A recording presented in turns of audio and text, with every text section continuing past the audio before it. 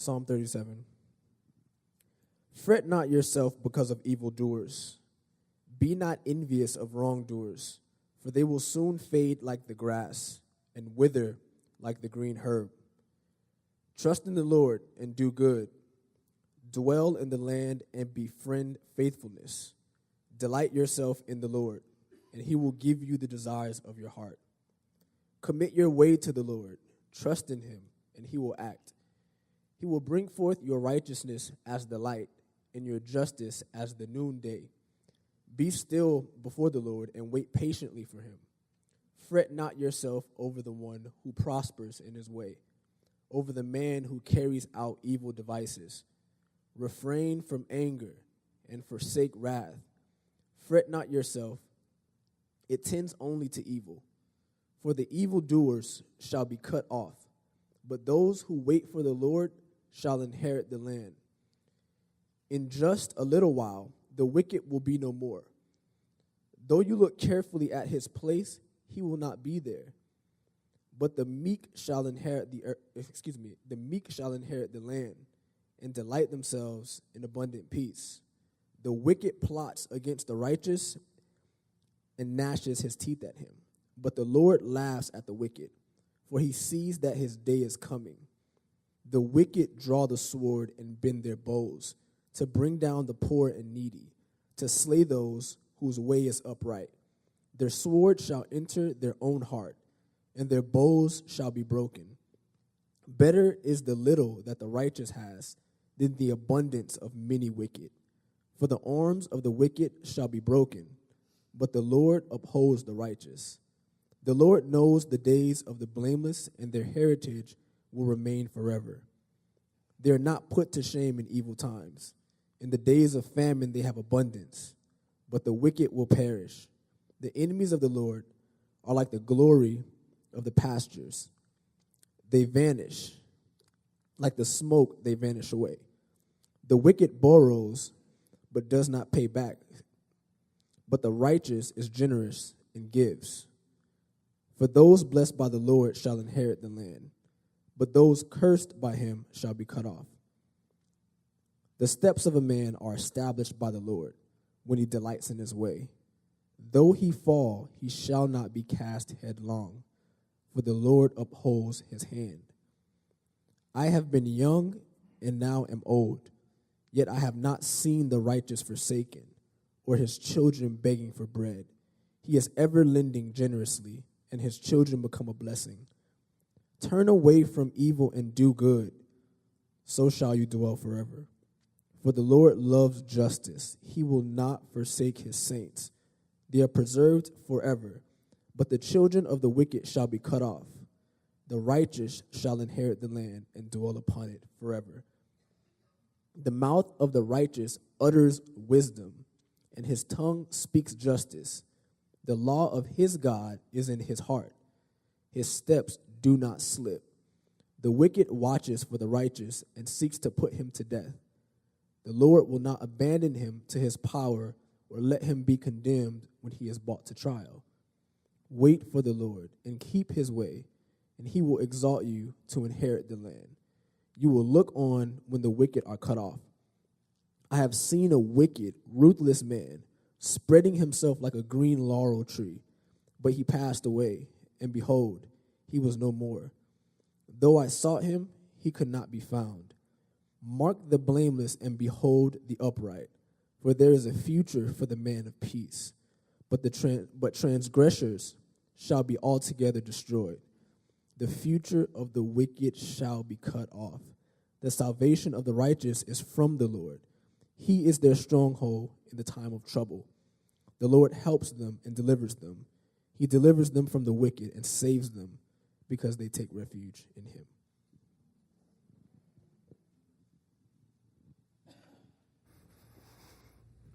Thank you, Javier, for making your way through that psalm. And Brian, thank you for those kind words. It is extremely mutual. I spend my day, breakfast to dinner, it seems, most days, with pastors throughout South Florida. And I can tell you in full and good conscience that your pastor, Pastor Brian, is a special man amongst the pastors here in South Florida. He is a pastor of pastors. He is a dear friend. And this church is something special in South Florida as God continues to move. So, Brian, thank you for everything. Thank you. So, fun fact, that is a really long psalm. And let me put your mind at ease. This is not a 3-hour sermon. When we did a sound check this morning, one of the kind people in the back goes, this is like 30 minutes, right? And I go, yeah. Don't worry, 30-ish. Okay. So it's actually one of the longest psalms in the entire book of Psalms, but I'm sure you already knew that because it took us forever to read that. It is so good to be here with you in worship this morning. And we're going to spend some time into this psalm, and I just want to give a little kind of pretext. The Psalms give us a glimpse into the very heart of God. In the Psalms, we encounter a God who isn't afraid of our emotions, and he isn't afraid of our raw feelings. You see, in this psalm, we find David, the author of many of these short lyrical poems, holding nothing back from God. You see, from intense anger, fear, and disillusionment to psalms of highest praise, worship, and adoration, we find David and the author of other psalms finding their ultimate rest, security, and hope in God. And here's the deal about the Psalms. They give you and I a vocabulary in which we can talk to God. They give us a glimpse in what it means to encounter the heart of God and what it means to be a Christian, someone who follows God. It gives us a glimpse into who God is, what he's done for us, and who we are in light of that.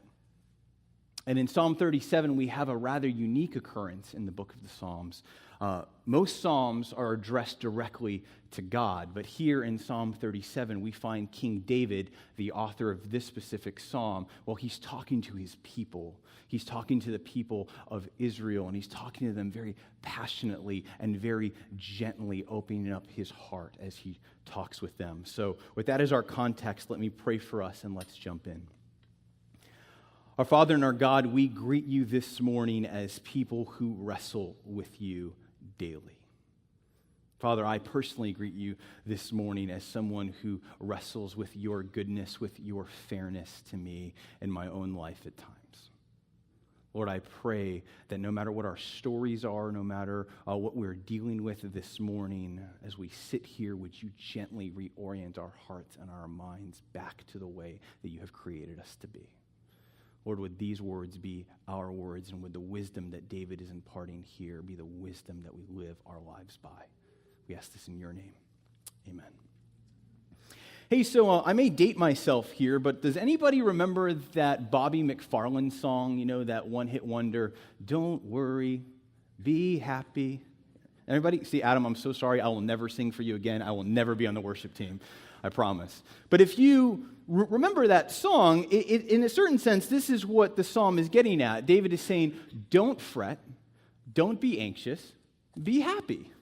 And on the face of it, that sounds like pretty decent advice, right? That sounds like pretty good advice, but the song goes on. It says, in this life, you'll have some trouble, but if you worry, you'll make it double. Ain't got no place to lay your head, somebody came to take your bed.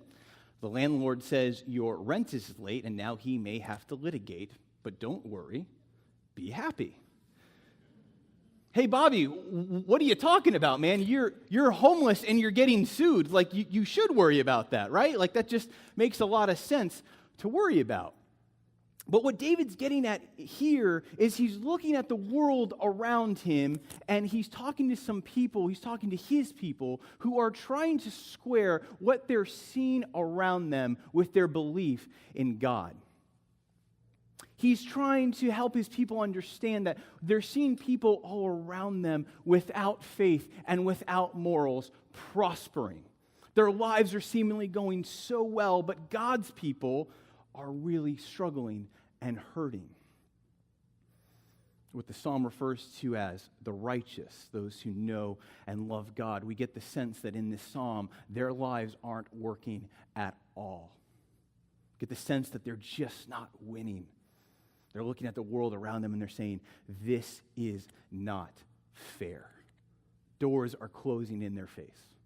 They're experiencing loss. They're experiencing pain. And they're looking at David going, what are you talking about? And this is David opening up his heart to them.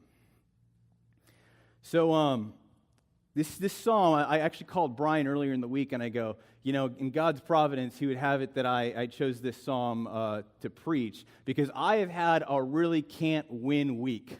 And I've had a really can't win weekend. We have a phrase in our house where if something's not going right, you're like, man, I had a can't win day. Or if your week's not going right, you're like, I had a can't win week. But guys, let me tell you, if I could be vulnerable, I have just had, in fact, I think I've just had like a bad 2018. I am so ready to put 2018 to bed. We're only halfway through, which doesn't give me a lot of comfort.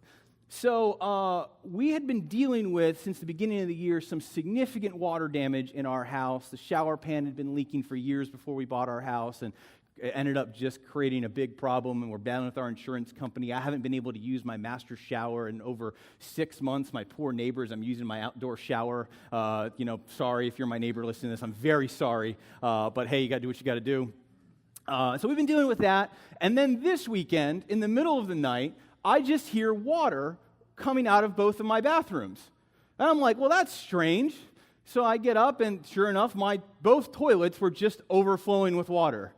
And I'm like, oh, great. So we go turn off the water, clean it all up. Turns out, plumber comes over, nice guy, and he goes, hey, you probably want to sit down for this. And I'm like, no, just hit me. It's 2018. Come on, bring it on. And he goes, all of your galvanized pipe under your house is rotten, and you need all new pipes. I'm like, wow, of course, great, awesome. So, but here's my natural inclination. I'm going to confess this to you too. Please don't hold this against me. I really like scratch and win lotto tickets. Okay, I like them in my stocking. I like them if I'm at Publix and I have a couple bucks, and I'll just go get a scratch and win. Right? Nothing crazy. Don't like. I'm not a big gambler, but I like to take some risk. But anyway, my heart is I got to go play a scratch and win lotto ticket, God. And I'll scratch that, and I'll see for just $1, I could have 500,000. And today's the day, God. Or today, 5, 5, 5, one more 5, 3. Dang it, God. Come on. But that's the natural inclination of my heart. It's not to rest. It's to take control. It's to start scheming of what are we going to do? I don't rest. So this psalm came at such an opportune time. And I kind of found myself driving here this morning going, okay, God, I get it. I get it. Do you ever feel like that? Do you ever feel like you just aren't winning or life's not fair? I mentioned that water damage that we had, and early on we brought a contractor over, and I'm explaining the situation. And highly reviewed contractor on whatever, home advisor, and he pulls me aside and he goes, it's crazy that your insurance company doesn't want to cover this. And I go, yeah, tell me about it. And he goes, hey, give me 10 minutes. I got some tools in the car. I'll make this look like an accident. And for a moment, I'm like, thank God. God has sent me the right guy. And then I caught myself, and I went, hey, man, no, we can't. We can't do that. And he looked at me, he's like, no, we can, and we should, and we will. And I go, no, we actually can't do that. That wouldn't sit right with me. And when he left thinking I was nuts. But when he left, I'll confess this. I'm like, this just isn't fair. God, come on. Do you ever feel like that, though? Do you ever feel like I told the truth? They lied. They got the promotion. I didn't plagiarize a word of my school presentation, but my friends did. They got a better grade in the class, and they got a higher GPA, and they got a better job than I did. Or maybe it's I'm single and available, but all my friends, they just seem to be getting married or have been happily married for years. Maybe it's we love kids, but we keep having miscarriages, or we can't conceive. And all of our friends around us seem to be getting pregnant like that. My competitor's business is booming, even though they're smaller than ours, and they treat their employees like garbage, but we care about our people. We care about the common good, and we try to do the right thing, and we're just struggling to make payroll.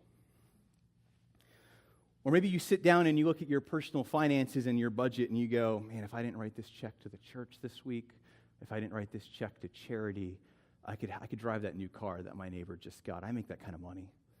I could have that. I deserve that. Or maybe it's this. I'm convinced everyone has a family member like this. We all have this family member that maybe is wayward from the faith or never had faith in their life, and they're at Thanksgiving, and when you're playing the Thanksgiving What Are You Thankful For game, theirs goes something like this. Oh, Eddie, I'm so thankful that this year when the addition is getting put on the house and when the new pool's going in, we're going to be in Europe and we're not going to deal with that dust. I'm so thankful for that. And you're sitting there at the other end of the table going, I'm going to watch that on HGTV. I have no budget for an addition, and I have no budget for a pool. But this guy gets everything. But I'm trying to do the right thing. I'm trying to lead my family. I'm trying to make good choices and walk with the Lord. And this guy, look what his life's a mess. And look what he's thankful for.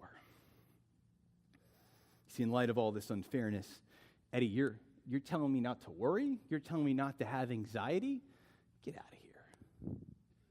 Psalm 37 is a time for just like that. It's a psalm for just like the weekend that Sarah and I just had. And thankfully, we find David singing a far better song than Bobby McFarland.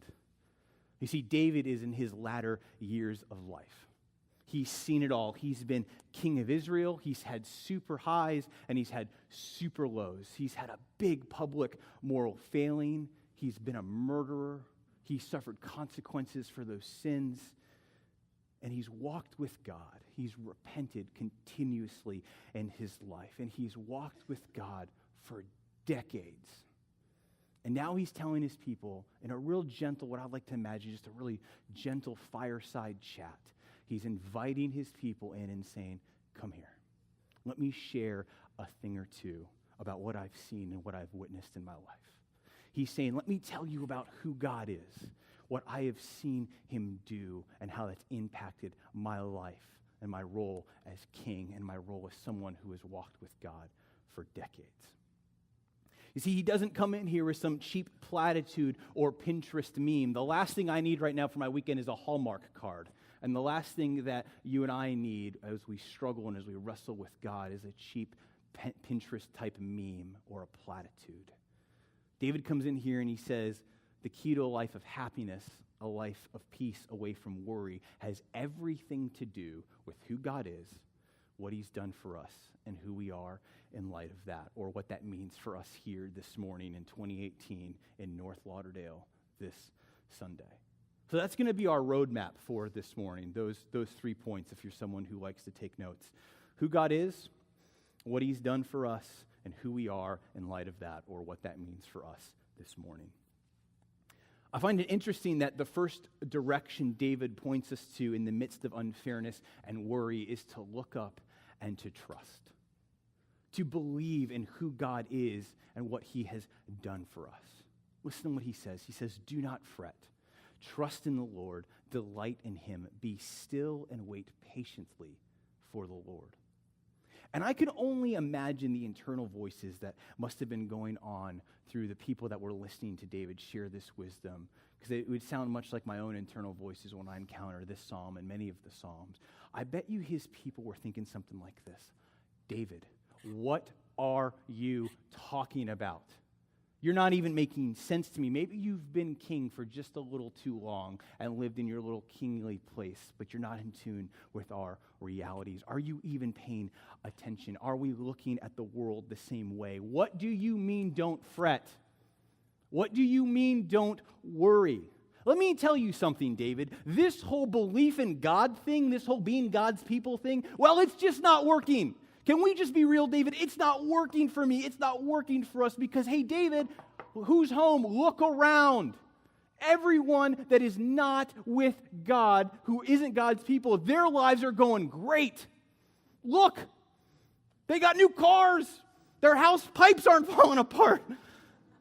David, what are you talking about? We're not even looking at the same world the same way. Because, hey, David, the people who are far from God are only living for themselves. They don't care about the orphan, the addict, the widow, the homeless. They don't have a single care, and their lives are prospering. And this isn't what I signed up for, David, if I could just be really honest. But in light of all of that, David just continues. Do not fret. Don't be envious. Trust in the Lord, delight in him, commit your way to him, be still and wait patiently. You know, verse 1 where it says, do not fret, literally means in the original text, do not get heated. Or in our words, chill out, relax. It's not as bad as it seems. That's what it means. Verse 5, where it says, commit your way to the Lord, literally means let the Lord look after you completely, holistically. But why would David say these things? Where does he come off saying these things? See, David's in his latter years of life, and he's seen a thing or two. He's experienced God firsthand. He knows who God is and what he has done. You see, David knows a God like we just sang. He knows a God who is big and who is mighty to save. You see, David knows a God who has looked after him completely and through everything that he's done has never, ever abandoned him. David knows about a God who has loved and forgiven him. David knows about a God who has looked after him through murder, through adultery, through lust, through deceit, through lies. You see, this God, David's God, has continually pursued David time and time and time again, saying, hey, David, I love you, I love you, I love you. You are mine.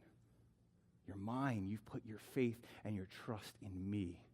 No matter what you've done in your life, no matter what you've left undone in your life, no matter what your story is, David, I've got you.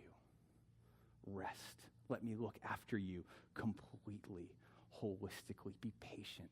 You see, this was David's reference. This was David in his latter years sharing this wisdom with his people. Just a bit before Psalm 37 and Psalm 32, we find David saying, blessed is the man whose transgressions are forgiven and whose sins are covered. Blessed is the man whose sin the Lord does not count against him. And he goes on, I acknowledged my sin to you, he says to the Lord, and you did not cover up my iniquity. I confessed my transgressions to the Lord, and he forgave the guilt and shame of my sin. You see, David has encountered a God who has radically rocked his world and has given David a new lens to which to view the world through. He's given David lenses of faith. You see, David's faith is in a God who David understands what he's done for him, and what this God, what David's God has done for him, has changed everything for David. And it changes everything for you and I this morning. David says in verse 25, I was young and now I'm old, yet I have never seen the righteous forsaken. He's saying, listen, I've seen everything. I have lived through everything. I have seen seasons of famine. I have seen seasons of plenty. I have been in seasons where I have felt far from God and God far from me. And I have been in seasons in my life where I felt intimate with God and we're walking lockstep together. I have seen, in our words, I have seen Republican presidents and I've seen Democrat presidents. I've seen nations come and go. I've seen war and I've seen peace. I've seen pain firsthand. I have seen loss firsthand. But I've also seen joy, and I've also seen seasons where everything is just going really well. But let's make it a little more plain for us today. I think David would be saying, children, listen, I've seen children get cancer. I've seen bad things happen to good people. I've seen wicked and evil people prosper. But yet through it all, children, one thing remains. My God wins, because ultimately my God redeems and restores the world back to the way that it was created to be. My God sets everything back to rights. Remember, this is a wisdom psalm. Wisdom is seen past the appearance and into the reality of things. It's the ability to look beyond the surface or the temporal to see and understand what really is going on. That though everything around you looks one way, and though everyone in your life is trying to convince you that things are actually one way, they're saying things like this. They're saying, you see this light right here? Your friends are telling you, that's a purple light. That's a purple light. And you're going, you know what, sure, I think that is purple. And your friends are going, it is purple. And David's going, no, it's not. And you're looking at David like, I'm pretty sure that's a purple light. But David says, if you take the filter off that can, that's a white light. See, David understood what was really going on. He understood that though that light seems purple, it's actually a white light with a purple filter. You see, David had a filter of faith in his life. Verse 28. For the Lord loves the just and will not forsake his faithful ones. They will be protected forever. You see, David starts this psalm with the ultimate end in mind. He comes to us reminding us of a God who sees and works beyond physical realities. And he's a God who's conquered sin and has conquered death through resurrection. You see, David's God was ultimately hanging on a cross and died, and everyone around him said, Jesus is dead. And there's a few people that said, no, he's not, because he's going to come and he's going to raise on the third day.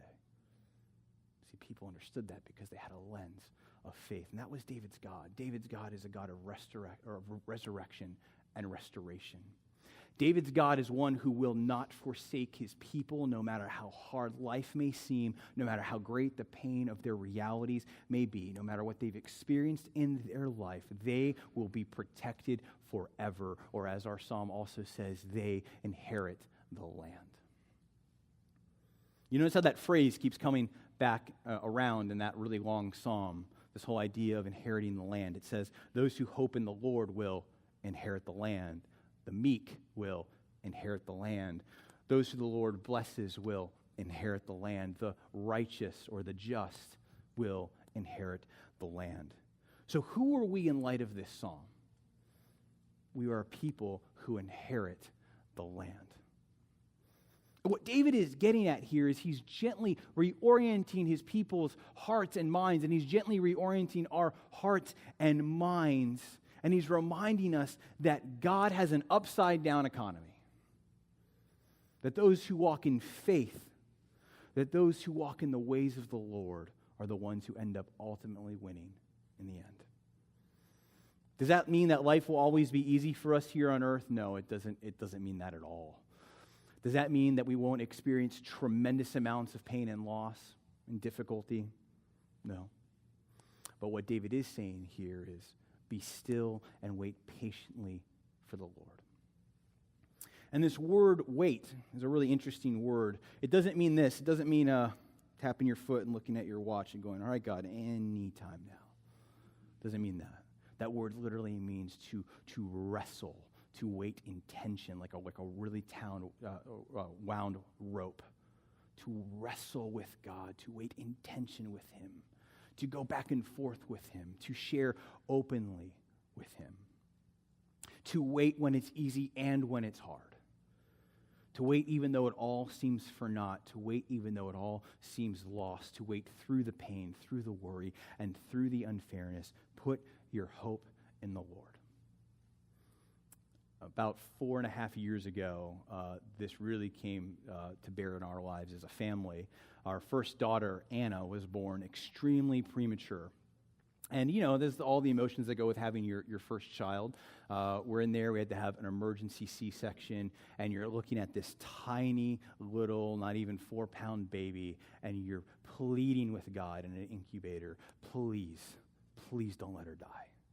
Please, God, this seems so unfair. Like, why did we journey for all these months to have this wonderful baby, and now she's hanging on to life? Like, why? And I was wrestling with God, and there was times in my prayer, it wasn't all, oh, God, I love you, thank you so much for everything you've given to me. It was me being angry with God and not understanding what God was doing. And let me tell you what, there was people in our lives at the time, Christians, who were believing and praying for the Copeland family when they just couldn't seem to believe and when words didn't come.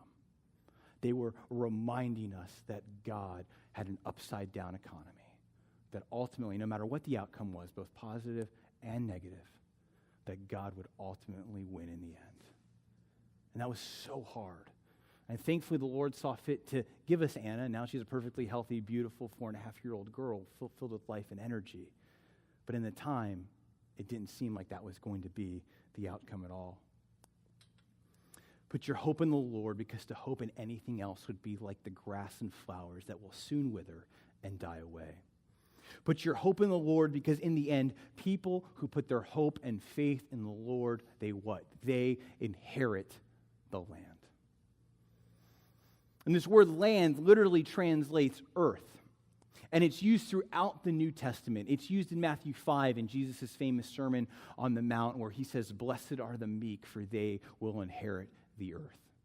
It's used in Romans 4, it's used again in Ephesians 5, and ultimately the same word is used again in Revelation 21, where God is saying, "Behold, I am making all things new, a new heaven and a new earth," or a new land. You see, Psalm 37 previews the redemptive work of Jesus on our behalf. This is why David is in his old age and in his wisdom saying, chill out. Don't worry. God's got this. You have a God who is making all things new through Jesus Christ. But God, I missed out on that promotion because I didn't lie. Okay. But my sister is living such a happy and seemingly fulfilled life, and she wants nothing to do with the church. Okay. But God, I have cancer. We can't get pregnant. I'm filing for bankruptcy tomorrow. Verse 25. I was young, and now I'm old, yet I have never seen the righteous forsaken. Trust in the Lord. Walk in tension with him. Tell him how you feel. He can handle it. My wife and I both have a background in counseling, and it's amazing. Christians will come and they'll talk, and what they'll share in the counseling room about God is different than what they share with their friends or with their Bible study group. And I've never really understood that, because we have a God in the Psalms who can handle our emotions. He can handle what we want to tell him. We don't always have to put on a face and have, "Oh, God, thank you, whatever happens, it will work out." No, tell him you're angry. Tell him, "I don't understand." Tell him this isn't fair. He can handle it. Walk with him. David encourages us to turn from anger and wrath, but he says, though you stumble, you will not fall. The Lord makes your steps firm. The Lord loves you, and the Lord will not forsake you. Here's what David understood. David understood that, hey, if you're God's people, if you've put your faith and trust in him, you get the approval of the King of Kings and Lord of Lords. You get God, if you are in Jesus, looking down at you right now, beaming with joy. A God who can't believe that you are his, a God who loves you so desperately, and who is relentlessly and continuously pursuing you each and every day. So Riverside, no matter where you're at in your story, if you're in Jesus, you inherit the land. Breathe. Yes, life may seem hard and unfair right now. Yes, there may be brokenness, death, and loss around us. But guess what? If that's all you see, if all I see right now, and this is hard for me to believe, but if all I see right now is broken cast iron pipes and a giant bill with my fingers crossed if my insurance company is going to pay for this, if all I see, and if that's all we see is unfairness and struggle, what the Lord is offering us in Psalm 37, what David is offering us, is a new lens for our life. He's offering us new glasses to view God's kingdom through, to view God's restoration and restorative work, to view a reality that in the end we inherit the land. And in the land that is to come, in God's new and coming kingdom, there is no more pain, no more death, no more struggle, no more unfairness, no more hardship. You see, that was David's reference, and that's what he's trying to tell his people. That's why that refrain, "you inherit the land," comes over and over and over again. Because not only did David understand that we are a people who inherit the land, he knew that we are a people who every day tend to forget that we inherit the land. That we think we have to work for the land. That we have to go do something. I got to take control. I have to scheme. I have to plan. And David's saying, no. Like, you're going to waste your time. Like, God's got this. God's got you. You see, God's making all things new. He brings the death to life. The meek and the weak become the powerful. The poor become the rich. The fool becomes the wise man. Remember that this is a wisdom psalm. This is the wisdom that David is getting at. This is the wisdom that he's trying to impart, that those who walk in faith, day in and day out, walk in faith in Jesus Christ, they seem like fools to the world. 1 Corinthians 1:27. But God chose the foolish things of the world to shame the wise, and God chose the weak things of the world to shame the strong. So again, Riverside, if you're in Jesus Christ this morning, if you are walking in faith with him, relax and breathe. Back to Psalm 37. Those who walk in faith, those who walk with the Lord will inherit an everlasting land, a new heavens and a new earth. And that takes us to our final point. What in the world, Eddie, does all this have to do with me here in 2018 in North Lauderdale for me this morning? Verse 34. Wait for the Lord. Verse 40. The Lord helps his people and delivers them. He delivers them from the wicked and saves them because they take refuge in him. Now, I would be doing all of you a giant disservice if I were to end my message right here and say, all right, happy Lord's Day, go. Now, go and take refuge in the Lord. We'll see you next Sunday. No, because here's the deal. I'm going to fail at this today. You're going to fail at this today. We're going to fail at this over and over and over again in our lives. So what do? I think David would actually have us leaving here today walking in tension and wrestling with God. Being honest with him about where we're at. About the realities, what we see in our world. Confessing that so often what we see and what we experience and so often how he called us to live seems so unfair. But we need to remember this. I need to remember this, if I can just say this. You're always going to lose, and I'm always going to lose the comparison game. Someone is always going to have it worse than me, and someone's always going to have it better than me. I can either look at people as the victim, or I could look at others with contempt. See, David is in his old wisdom, and he's telling his people, listen, if your lens for life is fairness, you have royally missed the point. If your lens for life is what you think you deserve or getting what you want, again, you have missed the point. Why? Because remember, David, in this psalm, David is giving us these new lenses, these new filters of faith for our life. He's teaching us to think contrary and to live contrary to what our natural inclinations as a people are. He's teaching us to see our lives in light of eternity, in light of a new and coming land. In light of a redeemed and restored land that is ours in Jesus. Are we called to live contrary to what the world would have us believe about sex, about money and fairness and morality? Yes, I believe that we are.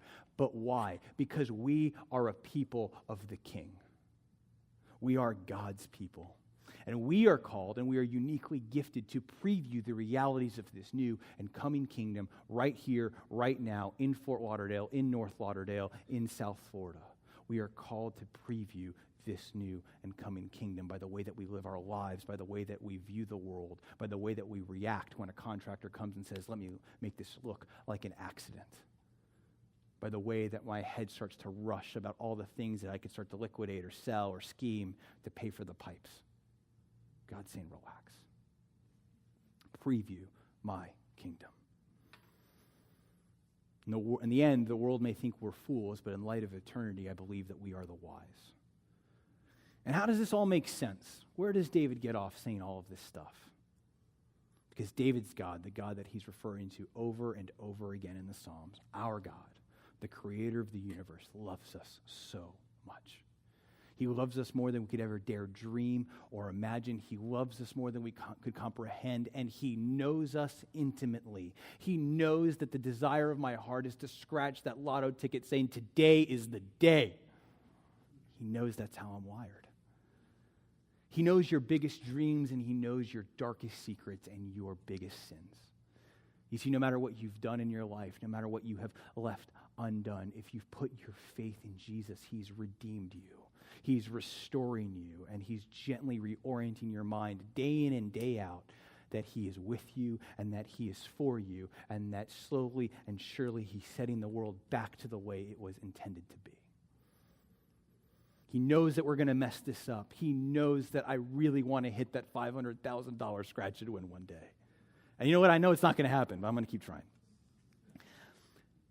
He knows how we react. He knows that we're hardwired to compare ourselves to others and our situations to others. He knows that when sickness, pain, sorrow, death, and loss comes, it's so easy to look past the eternal because the realities of the pain of the present are too great. And you know what? He loves you still. He's pursuing you still. He loves you in spite of all that, and he's still inviting us to wait upon him, to walk with him, to walk in tension with him, to wrestle with him. That's why the scriptures remind us that his mercies are new each and every morning.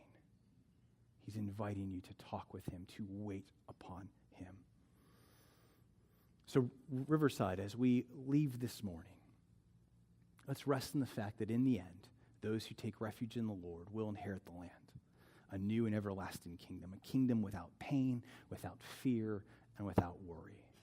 Rest in the fact that you are loved by the King of Kings and Lord of Lords, and rest in the fact that no matter where you are, he will never let you go. He will never, ever abandon you. And when you feel like he has, or when you feel like he will, tell him that. Though it all seems lost, tell him that. Get on your knees and be honest with him. He loves you so, so much.